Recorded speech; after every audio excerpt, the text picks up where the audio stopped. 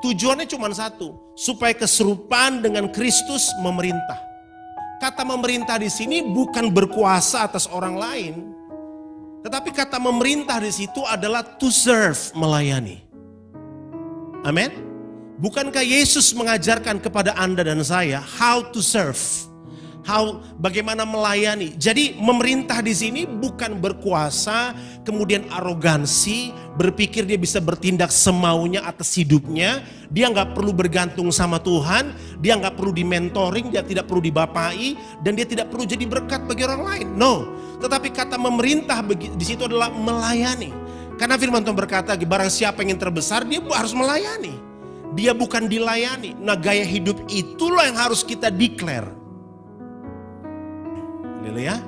Gaya hidup itulah yang perlu kita deklarasikan, melayani. So, melayani di sini saudaraku dalam semua aspek. Perhatikan, kalau kita terbiasa melayani sesama kita, maka gaya hidup itu akan keluar dimanapun kita berada.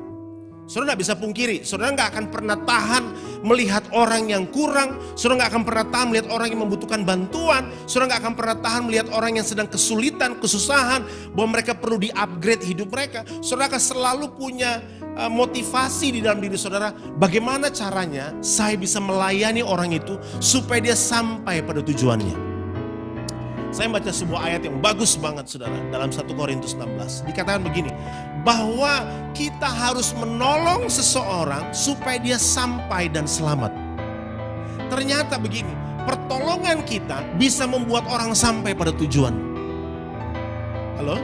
Ada banyak orang di luar sana, mereka gak tahu bagaimana cara menyelesaikan pertandingan mereka. Mereka gak tahu bagaimana cara sampai di tujuan mereka.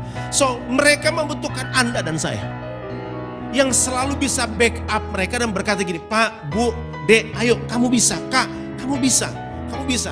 Kalau orang bilang hidupmu sudah finish, sebenarnya kamu belum selesai. Masih ada banyak rencana Tuhan dalam dirimu. Tapi persoalannya begini, kita lebih mudah untuk melayani orang-orang yang gampang kelihatannya menuruti perkataan kita, daripada orang-orang kelihatannya enggak, tapi di belakang dia membangkang. Masalahnya Anda dan saya tidak pernah bisa memilih siapa yang kita layani.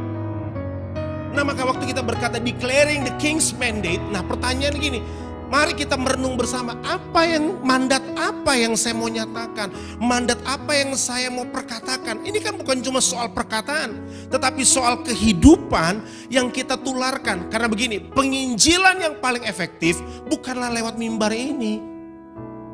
Penginjilan yang paling efektif adalah ketika orang lihat hidup kita.